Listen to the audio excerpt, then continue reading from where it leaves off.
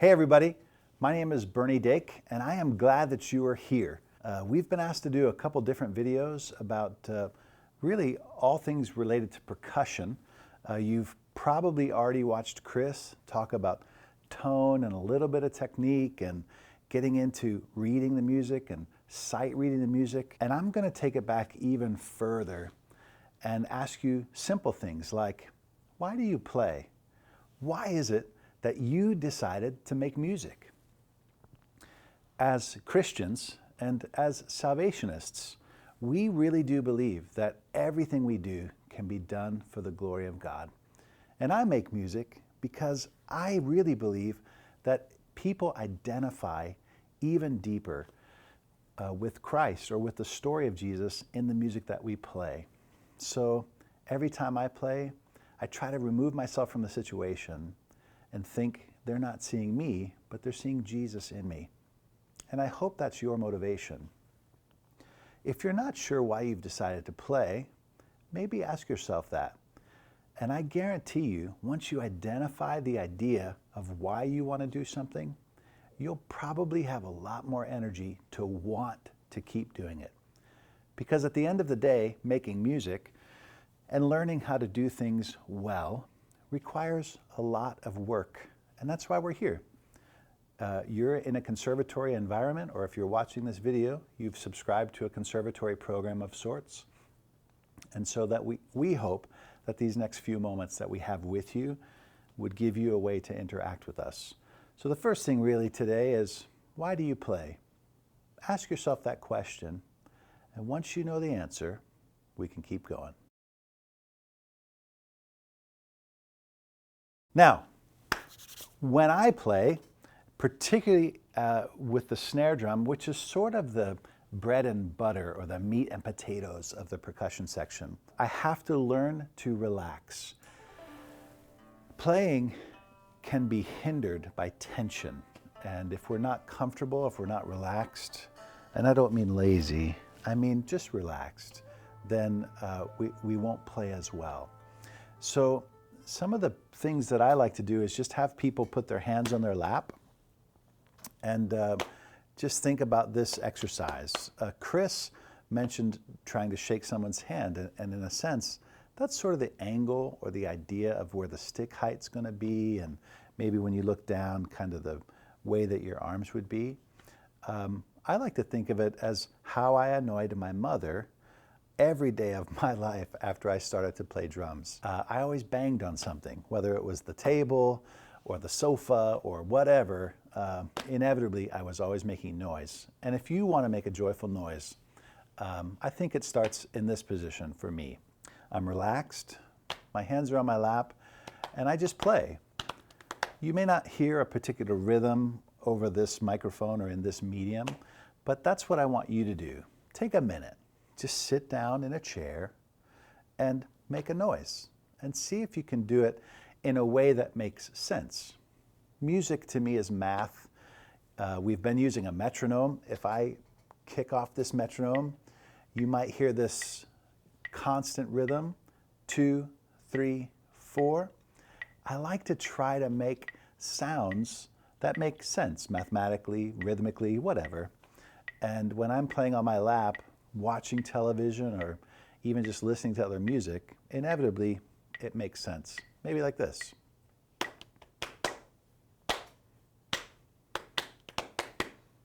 There's no rules. You can't play anything wrong. You're the composer, you're the arranger, you're the performer. You get all the credit for this. But hopefully, at the end of the day, you just want to be better so God can get the glory. Amen? This works on our chests. And if you have a belly, it works there too. But at the end of the day, this is helping me relax. I'm sort of shaking it out, getting the cobwebs gone, trying to get loose. That's step one for me, relax. Now, Chris talked about this on day one, and it's the drum height. I'm going to move this little stool out of the way. Now, Chris is just a little shorter than I am, so the drum is still set up from his lessons, and for me, it's too short. So I'm going to bring it up a little bit Every drum has a little bit of a different sort of mechanical property to it, but at the end of the day, there's a nut that you can loosen. You can raise the height of the basket of the snare drum holder and get that up higher. And just to avoid the very loud noise of a snare drum on camera, we are using a practice pad, which I know that also is another thing Chris talked about. These are available in every shape and size. If you don't have a practice pad and you have a t-shirt, you can put that over a drum. Anything to just kind of keep the noise level at a comfortable listening volume. We don't want to hurt our ears. We don't want to hurt the ears of those around us. So just get the drum at a nice comfortable height. And as Chris talked about with the fulcrum the other day, getting the sticks in a comfortable position. Notice when I approach the drum, my hands are kind of like they were when I was playing on my knees or playing on my lap. And I just play, relax. No rules, play whatever you want, just as long as you can learn to relax. Now, we've sent some PDF documents, or maybe your divisional music director has given you a book of things to look at. For us, we're using the Percussive Arts Society collection of rudiments, which for a percussionist is sort of the equivalent to what a brass player does with their scales. They're learning to play every note in every scale or pitch so that they can associate the note with a value to a melody or a harmony, and that also requires them to apply the rhythms. Now, we did discuss this yesterday where we talked about the idea of rhythm for a percussionist being the most important thing. We have nowhere to hide with an instrument like a snare drum. If you play it, people are going to hear it. So to be the foundation of the rhythmic part of the ensemble is a pretty important task. I think, in a sense, you're at the front of the train or at the front of the bus driving it. That's how I think of it. So it's very important. When I set up, I make sure I can see the conductor or the leader of the group that I'm playing with. I relax. Maybe I've gotten some playing in like everybody else when you walk into the band room or the orchestra room. I get ready to play, and I think about the rudiments that were part of my learning. And really, if you look at the very first thing on the pages that were sent to you, we have the single stroke rudiments. And this is really just learning to alternate our sticking. So in this case, they've written what really is called a 30-second note, which Chris had been addressing the other day, all the different subdivisions. We may not have talked about this, but here's what we want you to learn. Just alternate your sticks. That's all. Right, left, left. This is very important because as you learn to alternate, you will learn to play faster, and it will be easier if you alternate. Now, when you're starting out, find a tempo that's moderate or even slow. We're using a metronome today that is a standalone device. That's all it does is make rhythm. But you can get a free application on your phone or your iPad or your computer. YouTube videos of just a click track or a metronome exist. That's free. Or you can spend 99 cents or $1.99 and get something that has a bunch of different options. But what I like to do is just use the metronome as a way to start. I'm going to just alternate my sticking for the single stroke roll at this tempo.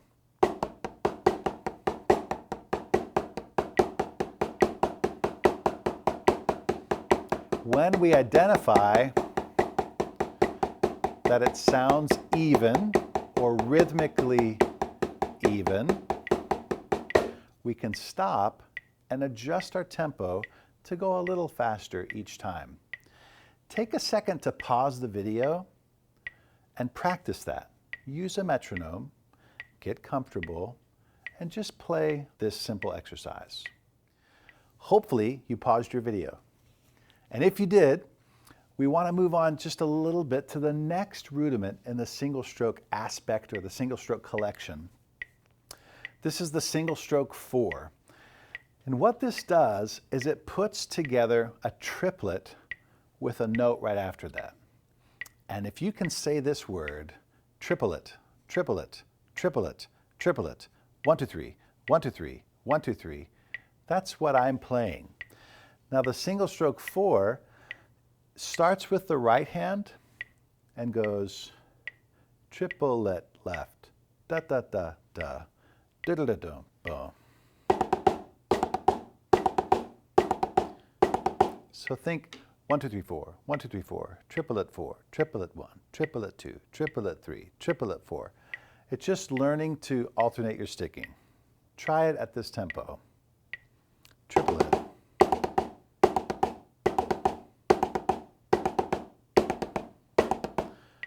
I tend to lean on the first beat. There's no written accent there, but I tend to think that way. Try that. Triplet.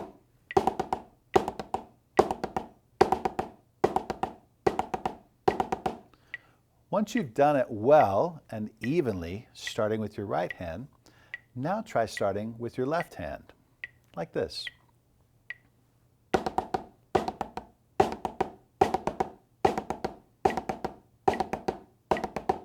You can almost see me warming up my left hand, in a sense, to get that accent. So it's not necessarily cheating, it's just preparing to play. Now ideally, as you're learning and trying these things, you'll take away the accent and just make it nice and even. And I think the recommendation is sort of a mezzo forte, just a nice comfortable volume. So like this.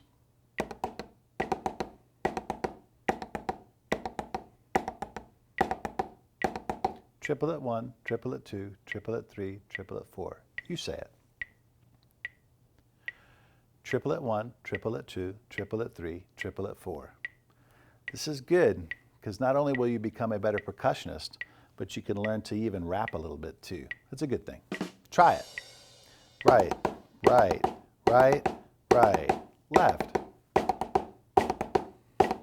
Right, left. It's that simple.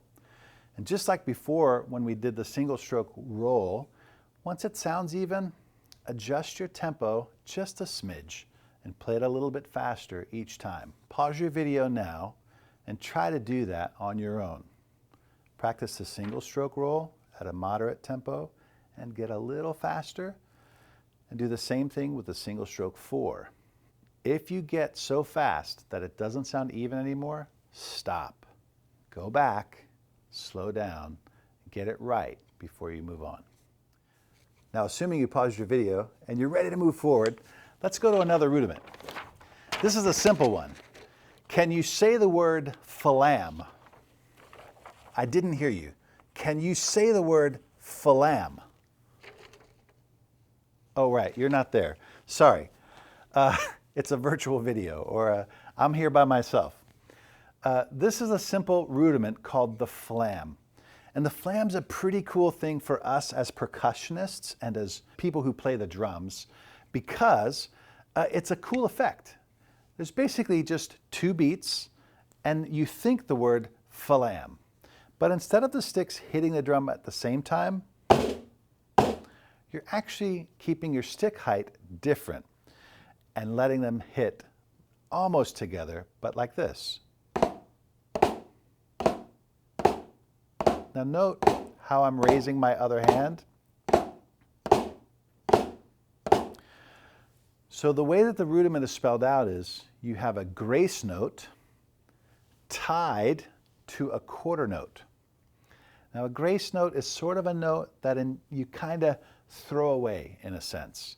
It's just meant to be a flourish or an effect. With the flam, you do alternate your sticks. So you hit the left stick first, followed by the right.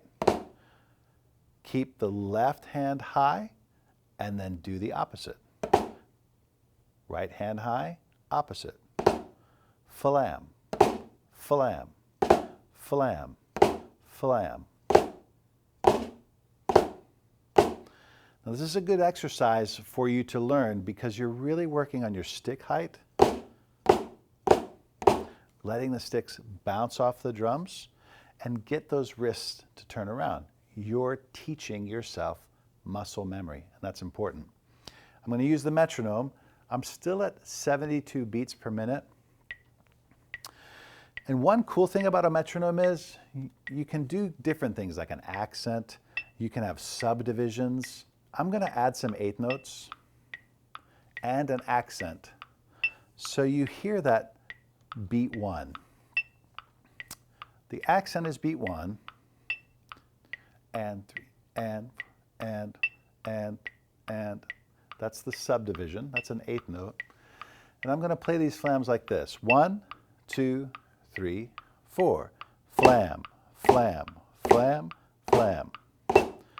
Really practicing getting that stick height high. It's almost like a game. 2, 3, 4, stop. Now, you try that. Get your flams together, get the stick height high, and don't try to play them too fast. Really work on just getting that sticking down. But if you start to use the metronome, keep it even and make sure you get those sticks nice and high, okay? You try. Pause the video and we'll come back when you're ready. Did you pause it? Did you pause it? Come on, tell the truth. Okay, well, either way, you're ready to go. We're going to talk about the idea of why practice matters. And this is so important for me to share with you. If you want to be good at something, it's going to take work. If you want to be an athlete, you're going to have to play that sport. If you want to be a musician, you're going to have to choose an instrument and learn how to play it. And all of these things will take a lot of effort. Now, I know some people that think that I'm a professional eater. It is true. I spend a lot of time eating. But when I was a young guy, I spent a lot of time playing. And most of the fun about practicing is, you're by yourself. Nobody really knows what's hard for you. And by the time they hear you, you've generally figured out how to do something well. So for me, just that idea of knowing why I play, getting comfortable before I play, relaxing, practicing some things on my own so that by the time I'm in an ensemble or making music with other people, I'm confident in what I'm about to play. And then applying the principles of things that Chris taught us earlier in the week about sight reading and just in general, how we make a good tone. Those are all important things that you bring every time you come to make music. So for me, I just get comfortable. I think about the things that I know I want to do. I play because I want people to know more about the Lord. I play because it's fun to interact with other people and make that music together. The sum of all the parts is greater than just the one. And then it's just fun. I get to do things like this.